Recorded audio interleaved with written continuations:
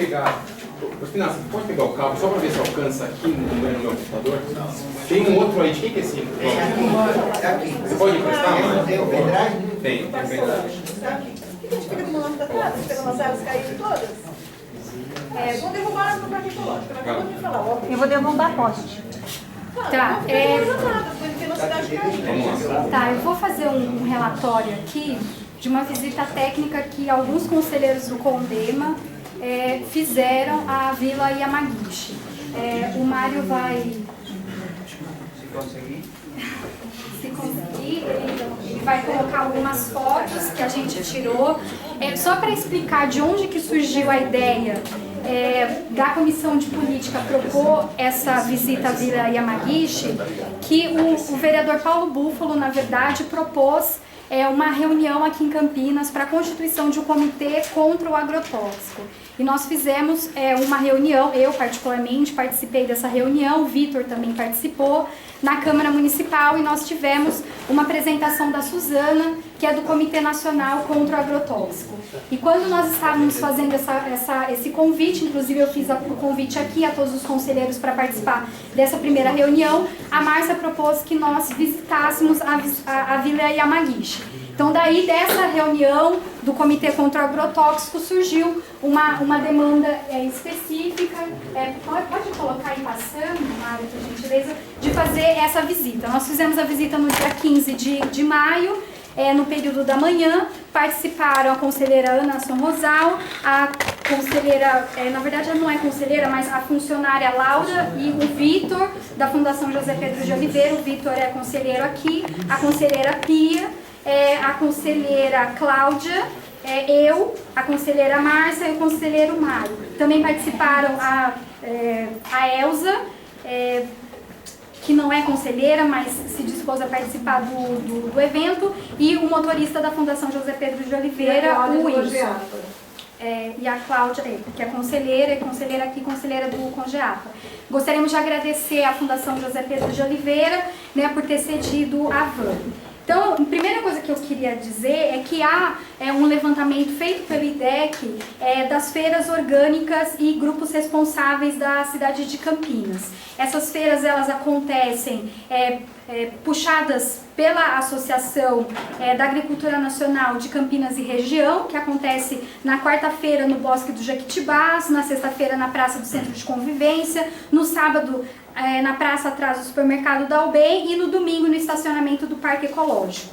E também outras feiras que são puxadas pela Unicamp, que é a rede de agroecologia, que acontece de sextas-feiras lá no CIS Guanabara, e também os Trocas Verdes, que acontece em Barão Geraldo. A Vila Yamagishi, ela na verdade surgiu em 1988, quando o Romeu, que é veterinário e que nos recebeu de forma muito carinhosa e atenciosa lá na Vila Yamagishi, ele e mais 4 amigos foram para o Japão conhecer as ideias do agricultor Miyozo Yamagishi. Ele é anarquista e ele propunha uma nova forma de organização societária e que deveria ser vivida e não só falada. Então eles foram lá para o Japão, passaram 2 anos lá, voltaram para o Brasil e montaram a primeira sede da sociedade de Yamagishismo em terras brasileiras. O terreno é um terreno aqui do lado de Campinas, em Jaguariúna, tem 60 hectares.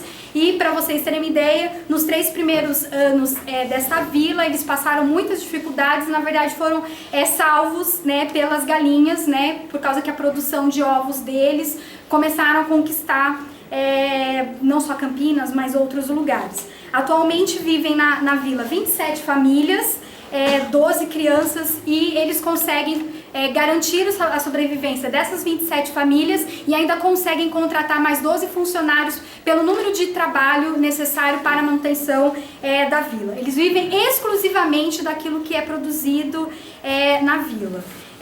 Além da vila aqui, Yamagishi, aqui em Jaguariúna, tem outras unidades no Brasil, na Suíça, na Alemanha, nos Estados Unidos, na Coreia, na Tailândia, na Austrália e em mais de 40 lugares no Japão.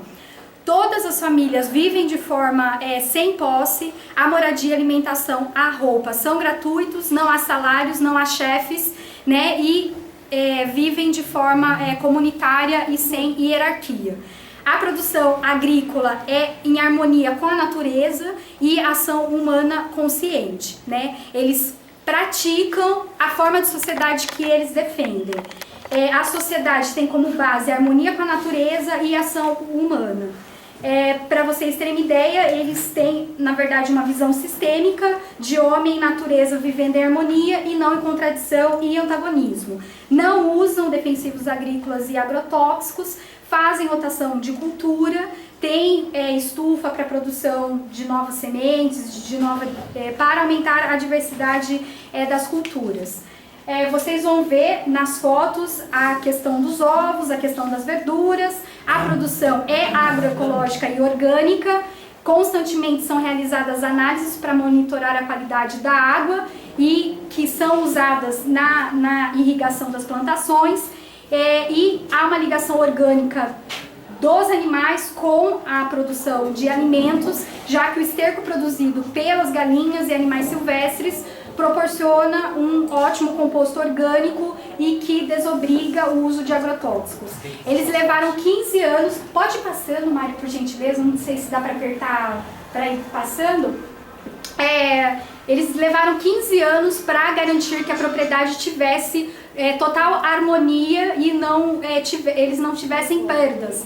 Né? Então, agora eles estão altamente harmoniosos com o uso da comunidade. Para vocês terem uma ideia, a Vila Yamagishi constituíram uma ONG que chama-se Amigos do Camanducaia e eles realizam anualmente uma limpeza dos rios que cortam a região, né? A região de Jaguariúna está inserida, tem os rios Jaguari, Camanducaia e Rio Atibaia. Eles fazem anualmente uma limpeza desses rios. No ano passado foram coletados 12 toneladas de lixo da região. Parte desse lixo ficou exposto no centro da cidade de Jaguariúna para conscientizar a população da necessidade de não jogar lixo no rio e cobrar da prefeitura, né, a implantação de coleta seletiva. Paralelamente à limpeza dos rios, é realizada a soltura de alevinos e isso desde 1998 é feito regularmente. Além disso, eles fazem a Semana de Meio Ambiente e instituíram na área um sistema agroflorestal, né? Porque a prefeitura ela tinha uma área próximo à Vila Yamagishi que havia um buraco porque havia uma mineração, eles foram embora, né? Deixaram um buracão e a prefeitura teve uma ótima ideia, ou a péssima ideia de colocar um lixão lá. Teve mobilização popular, eles conseguiram que a prefeitura se demovesse dessa ideia e compraram a área e reflorestaram toda a área, né? Estiveram também na luta contra o aterro Mantovani e a poluição toda gerada, e das 5 propriedades limítrofes, 4 já foram convencidas de também aderirem à produção orgânica e agroecológica.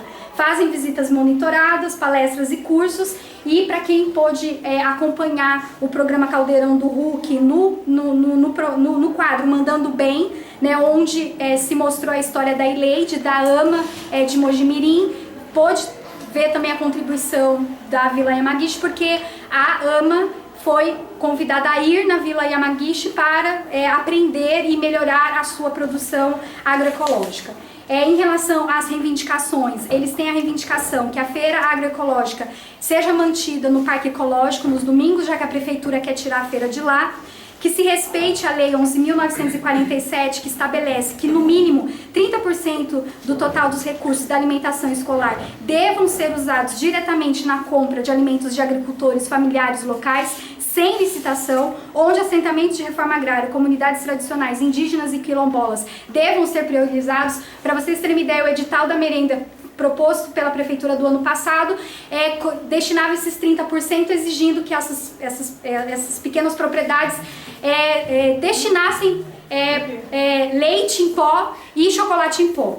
Sendo que o que eles produzem não é leite em pó e nem chocolate em pó. Eles produzem, né, verdura, legume, frutas, sem agrotóxico e sem e produção orgânica sem agrotóxico. Respeito à Lei 10.940, de 20 de setembro de 2001, que proíbe a utilização de alimentos transgênicos na merenda escolar. Hoje não há controle nenhum da SEASA se há utilização de alimentos transgênicos, e apoio, divulgação, estrutura e abertura de novas feiras orgânicas e agroecológicas. As fotos, esse daí é o aviário, né? Existem um galo para 17 galinhas, elas são criadas soltas, pode ir passando, Mário. Eles são alimentados com capim, com restos da produção da área plantada. Isso é o tomate, assim, ele é grande, assim, muito bonito. Toda a produção, pode ir passando, Mário. Aí é um salão onde é feita as reuniões de apresentações para grupos maiores. Aí mostra as lianas, na verdade, que estão sendo combatidas, porque os galhos eles acabam sufocando. Então eles fazem o combate disso plantando a araucária. Qual que é o nome da árvore? Buri, como é que é o nome do buri, né? Essa árvore combate a liana, e a liana ela vai secando, ao invés de ir se apropriando. É o buri? Pode ir passando, para ir concluindo, pode ir passando, aí a produção, esse é o esterco, né, que sem agrotóxico, isso faz todo o controle todo o controle dos alimentos. Pode ir passando. Guapuruvu, isso. Aí aqui dá para vocês perceberem, a produção ela já foi arrancada, e o que ficou vai servir de esterco para depois fazer rotação de cultura. E eu acho assim, se outro conselheiro dos 10, nós fomos em 10, quiserem acrescentar alguma coisa, a ideia de fazer essa apresentação é para mostrar que o Condema não está aqui simplesmente para falar que é contra tudo. Na verdade, a gente é favorável, né, à visão de que o homem e a natureza pode caminhar junto, não precisa ser antagônico, né, e a gente pode respeitar a vida, né, não precisa incentivar a produção com agrotóxico, né, com veneno, que isso está gerando futuramente milhares de pessoas que estão morrendo de câncer, e quem mais se prejudica com isso são os pequenos agricultores e a população pobre, que depois não vai ser atendida em 60 dias no SUS. O presidente da República, o ex-presidente da República é atendido lá no Sírio-Libanês em 60 dias, mas a maioria da população pobre morre de câncer, né, sem ter acesso a essa produção maravilhosa. Então a gente gostaria de apoiar as reivindicações da Vila Yamaguchi e de todos os produtores orgânicos e agroecológicos na cidade de Campinas. Aqui tem uma pauta de reivindicações que a gente vai deixar para a prefeitura, e isso daqui é muito pouco, né, e a consequência, caso essas medidas sejam implementadas, é alimento barato na cidade de Campinas. Para vocês terem uma ideia, para finalizar, as feiras agroecológicas elas são fundamentais, porque a venda do produtor, do pequeno produtor, diretamente para a população. E a produção agroecológica, na verdade, ela custa 20% a mais. Quando eles não encontram espaço para isso, eles ficam reféns de supermercados grandes como o Pão de Açúcar, que na verdade compra o produto com um preço muito menor e joga 240% para o consumidor final. Então, um incentivo das feiras agroecológicas para esses produtores é fundamental para incentivar algo que é econômico, mas principalmente que é uma nova visão de postura e de relação com a sociedade. Eu gostaria de falar uma coisa. Na APA vai acontecer uma feira agroecológica nesse fim de semana. O Jansley, que é o presidente do Conjapa, inclusive é um dos produtores, só com pequenos produtores rurais, com produção orgânica. Vai fazer parte do CEMEA. Eu vou pegar os dados e vou encaminhar, mas vai ser a primeira iniciativa. Manda por e-mail. A primeira iniciativa de incentivar que na APA os sitiantes se aproximem dessa coisa que é tão bacana. Acho que é pro Pupim. Março de vídeo. O Pupim que orienta isso aí. Tem ele que Eu só complementar algumas coisas da importância do Yamaguchi. Na verdade, o Romeu, eu conheço o Romeu de muito tempo, o Romeu ele é um bravo de um militante. Na verdade, ele formou esse grupo na Universidade de Londrina, ele estudava veterinário, e os outros são agrônomos. Eles criaram um grupo e quiseram fazer alguma coisa diferente da agricultura normal que se pratica no Brasil. Ele fez parte, eles entraram para o Condema, interessante, só vim falar essa coisa que eu acho super interessante. Eles entraram para o Condema e conseguiram, dentro do Condema de Jaguariúna, mudar muitas coisas. Por exemplo, o Estudo de Impacto de Vizinhança está dentro do plano diretor. Nós aqui em Campinas, por exemplo, ainda não conseguimos regulamentar o Estudo de Impacto de Vizinhança. Jaguariúna já tem. Jaguariúna tem um plano diretor muito moderno, embora seja uma cidade pequena, mas é um plano diretor 200 vezes melhor que o nosso. E eles proíbem várias coisas. Uma das coisas que eles fizeram também, esse é o Romeu, um bravo guerreiro, trabalhou com a gente na Shell de Paulínia, no Aterro Mantovani. O Aterro Mantovani está bem próximo aí, está a 20 quilômetros daí. O Aterro Mantovani, todo mundo sabe que é a maior contaminação por poluentes diversos do Brasil, né? E eles conseguiram, pelo menos já conseguiram fazer as barreiras hidráulicas, e até hoje eles priorizaram a água deles. E aqui está falando sobre a questão do Condema. E o Condema, eles, através da luta deles, eles conseguiram, em Pedreira, nas cidades da montante do rio Manducaia, eles conseguiram ir mudando os condemas também nessa região. Então, é proibido jogar lixo, as pessoas, a Pedreira, por exemplo, que fica a montante de Jaguariúna, começou a jogar o lixo em Jaguariúna proibiu, mas Pedreira também não queria mais o lixo que vinha da cidade anterior, né? Então as cidades, toda essa região, tem um condema eficiente, já há muito tempo, muito mais que o nosso começou a atuar realmente de forma mais abrangente há pouco tempo.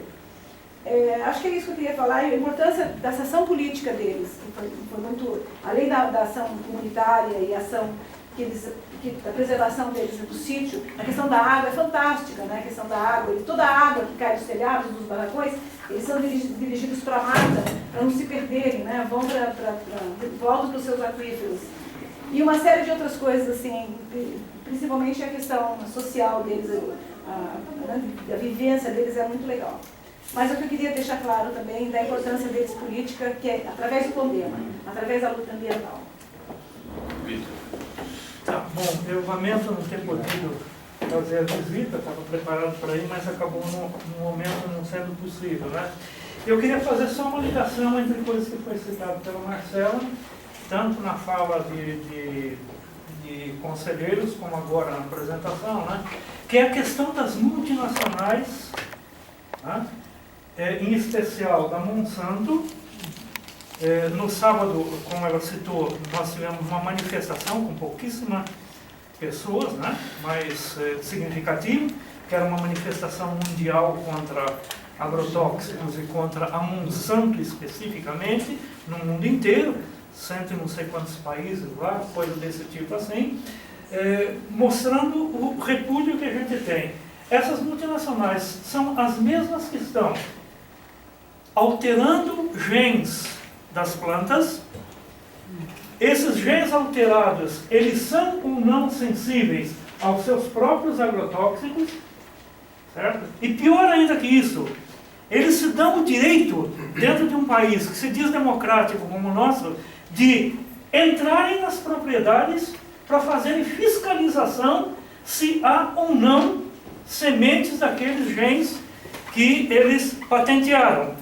E em propriedades como essa de agricultura orgânica, muitas vezes há brotação, espontânea. tá certo? Ele rebrota e eles entram e fazem ameaças aos produtores. Tem que pagar royalties para ele, royalties que eles cobram. Então nós estamos muito próximos de uma situação, né, da patente de alimento, certo? Só citando um exemplo, essas mesmas pragas, agora falando das empresas, né, querem patentear todas as sementes possíveis, inclusive as indígenas. Por exemplo, 400 tipos diferentes de batata existentes nos Andes, cultivadas tradicionalmente por indígenas. E ao mesmo tempo são os que disseminam os agrotóxicos por todos os cantos, né? Só uma questão, esse canal aqui é o canal que as águas caem e vão para esse canal aqui nos tempos chuvosos, e vão todos são direcionados para a mata. É uma mata que eles, inclusive, recuperaram. Esse canal é natural? Não, eles que fizeram, tá vendo? Eles fazem esses canais. É o tubo assim. ou é a Não, terra? não tem tubo, é só terra. Mas a água cai aí, corre, E é direcionada conduzida para a mata. Legal? Bacana. Muito legal. Obrigado. Antes de prosseguir a pauta, eu só vou ler aqui a moção que chegou até nós aqui para ser aprovada no Condeno.